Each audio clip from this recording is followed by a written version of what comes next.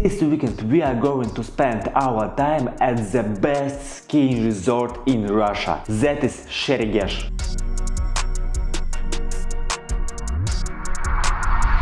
You are going to see real Russian skiers, a real Russian sauna with jumping into the snow. Yes, even me doing it. Skiing Russian style and freeride. Where up to a half a meter of fresh powder falls overnight, and one single run can last up to 13 minutes. You will also hear a mystery story about Sheregesh, and at the end, as a cherry on top, Russian jokes from Russian men. Alright, let's go. So, to get to the best ski resort in Russia, first, you need to get to Novokuznetsk airport. This city is legacy of the Soviet industrial era, all about meaning and hard labor. This flight from Moscow takes around 4.5 hours, but for us it was almost 5, because we were flying from Kazan. We landed, it was minus 10 degrees Celsius outside, and 4 hours time difference from Moscow, and there was already snow.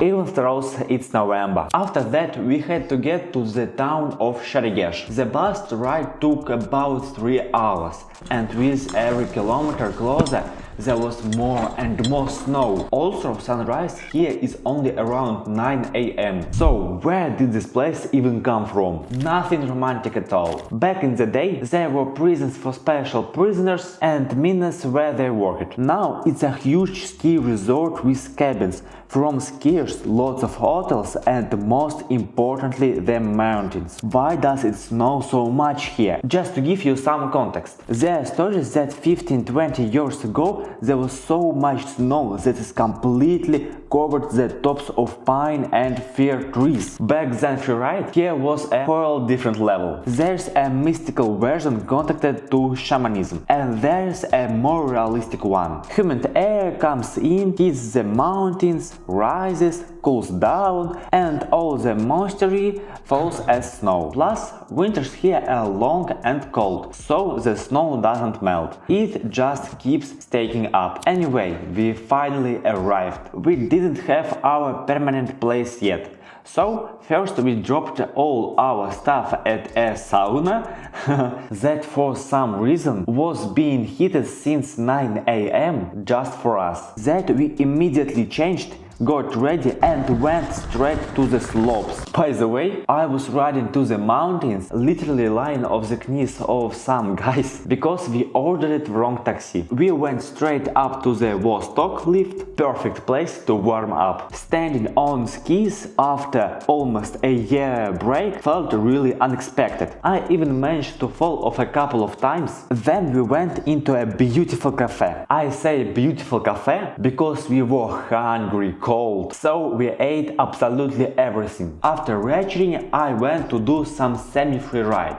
under the lifts, but my camera died, and honestly I kind of forgot about filming, because it was just too good and unreal. We will make up for it later. After that we finally arrived at our permanent place, a house called Moss. Very original. Our whole team stayed there. Everyone has a place to sleep and eat, and there's even a sauna. Everything feels cozy and right. Alright, then one is done.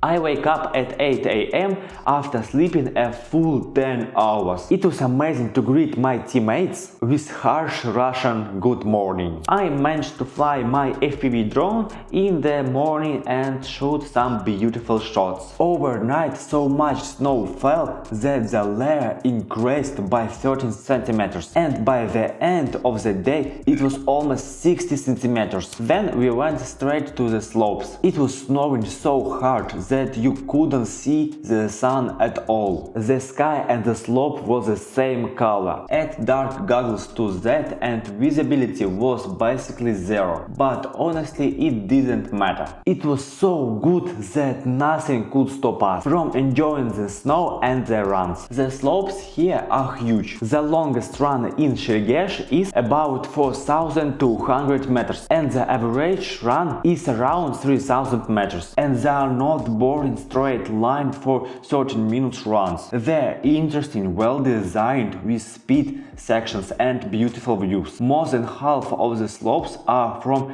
intermediate and advanced riders, and in bad weather like this, only red and black runs are open. Later we went into a cafe with some Eastern vibes and warmed up so hard that we didn't want to go outside.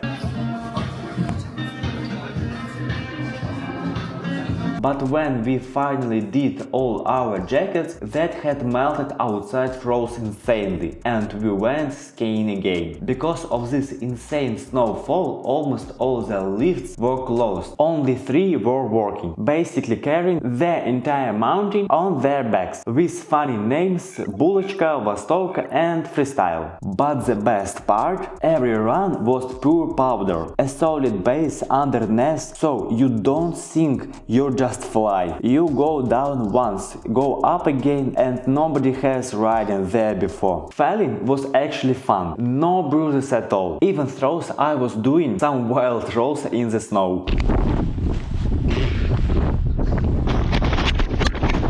After that we went home. The house already felt like home. I studied some English, then joined the guys for chips and cola. And according to the schedule, the sauna time is now. Oh, that was something. Guys from other houses joined us, and a group of 12 people went into a real Russian sauna. We overhead it hard and, according to traditional, went outside. I covered myself in snow and jumped into it. That's what real Russian sauna is. Everyone jumped into the snow at last twice. When you come back with snow on your head, it feels like you get a second breath. But the main thing about Banya isn't even that, it's the people. Real Russian men, welders, programmers and even Russian millionaires all in one place. Every conversation in a Russian sauna is a pure gold. So much life experience, stories, advice, real quotes for life. After the sauna, straight to sleep. We wake up not knowing how crazy this day would be. We rented Freeride skis because today was Freeride day. I did 4 runs, and on the 5th one I quite no strength left. The first semi-freeride run was near a forest under the lifts. It was run we were just getting into the flow, but the older guys, including my dad, went to a cafe after that and said, why do we even need this? The cafe is great, because literally everyone fell except the guide and a couple of experienced guys. Snowboarders were rolling especially beautifully. My legs already felt like after a full day of riding. I had already broken one ski pole on the lift, and during this run I decided to finish the second one too. I didn't film it sadly, but there was some old cable stretched at arm height. I grabbed it with my second pole, like on Assassin's Creed character, and it snapped at the worst possible moment, right over a drop. I fell about 2.5 meters straight into the snow. Still, that run was amazing. We entered the forest, experienced a real tree ride, and learned what it means to wait 10 minutes for a snowboarder stuck between trees. On the third run, we went to a different side.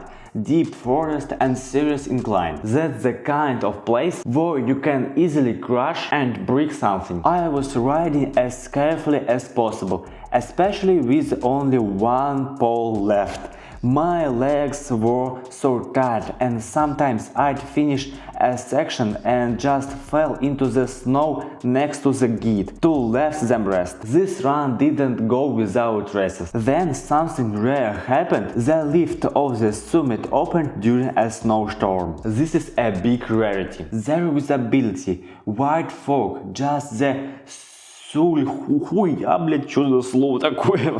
Silhouette. Чё? Silhouette.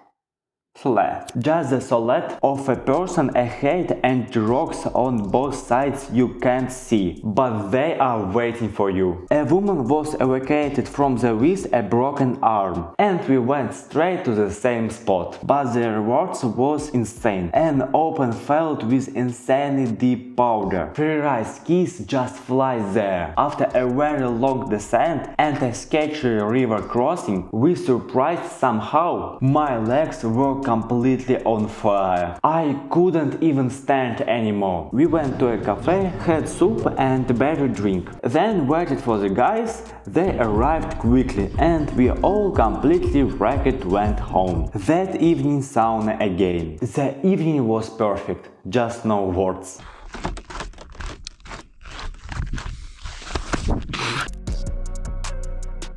Last day. During the day we went to the freestyle lift. Locals call it Satana because it works in any wind, and today I felt that on my own skin. With the strongest guys we went into semi-freeride. I decided to join even with my piste skis, which should sink in powder, but with good speed and steep terrain I just flew. Then I went into the forest, but my GoPro died from the cold. By the way, GoPro is completely trash in the mountain. I decided not to go deeper into freeride with the guys. After yesterday I was definitely not in shape for that level. Then we started filming seriously. Cameras, drones, 2 more lift rides, and back into cafe to warm up. I found a snowboarder I want to film. The shots come out amazing, and I got unforgettable FPV experience.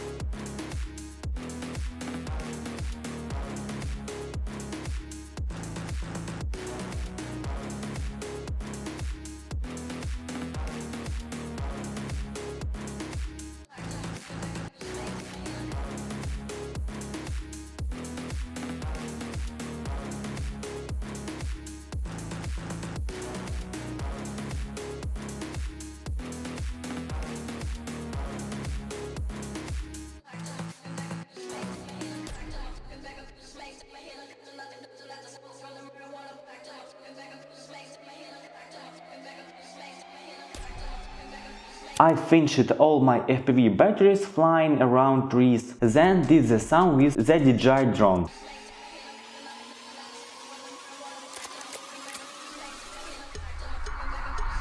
All creative goals completed. In the evening we had an idea to go night skiing. We are simple people, so we went. At 7 p.m. under the lights I filmed 2 snowboarders and 2 skiers.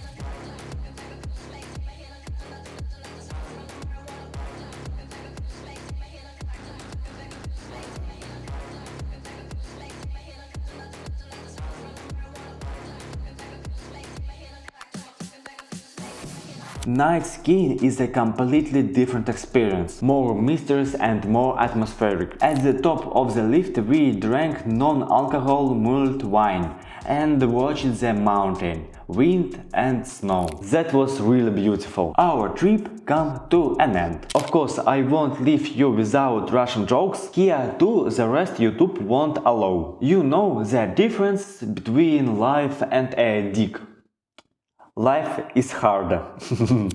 Second one. A son asks his father, what's the difference between theoretically and practically? The father says, let me show you. They ask their mother, would you sleep with Bill Gates for 1 million? She says, yes. They ask their daughter, for 1 million? No. She says no. For 2 million? Yes. Their father says, so theoretically we are millionaires, but in practice we live with force. And my personal feedback is simple. Come visit Russia, it's really awesome here. And me, I can't want to go to the USA. Bye bye.